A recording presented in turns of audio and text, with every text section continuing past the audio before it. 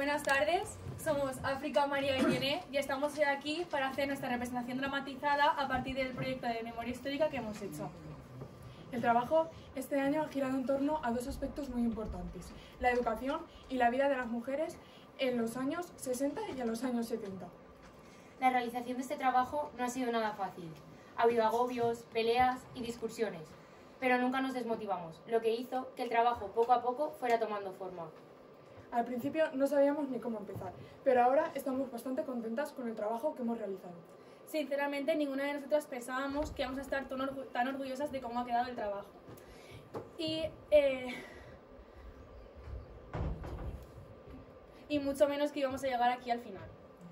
Cabe recalcar que la realización de este trabajo ha sido todo un reto y el llegar aquí para nosotras ya es una victoria. Sinceramente, el trabajo para nosotras no solo es el trabajo en sí, sino que queríamos demostrar que la historia de Buñol es importante y que sigue ahí, y que ya no es una historia más olvidada porque nosotras la recordamos. Con esta puesta en escena pretendemos mostrar una historia que sucedió en Buñol y que muchos habitantes sufrieron. Gracias a nuestros testimonios, hoy podemos representarla aquí.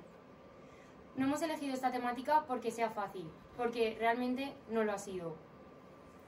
La idea era clara, pero faltaba ejecutarla, ensayar, preparar el decorado y la vestimenta para la ocasión. Cuadrar los tiempos y afinar los instrumentos, porque sí, aquí hemos venido a darlo todo, para hacer de este acto el homenaje perfecto para aquel entonces. Esas huelgas y protestas, esas ganas de actitud y sobre todo esa energía luchadora queríamos que quedasen representadas en esta puesta en escena. Cointex era una empresa textil de hilaturas que producía mucho, pero las condiciones laborales no eran las mejores. De esto surgió que muchas personas se manifestaran en diversas huelgas, de las cuales destacamos dos. La de julio de 1975, en la que las mujeres trabajadoras protestaron por las malas condiciones de trabajo y el calor, lo que desembocó en una segunda huelga en 1976, en enero, a la que se sumó a la protesta el despido de una de sus trabajadoras, en lo que centramos nuestra representación.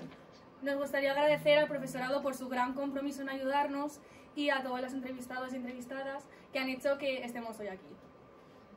Gracias por asistir en este momento tan importante y esperamos que os guste.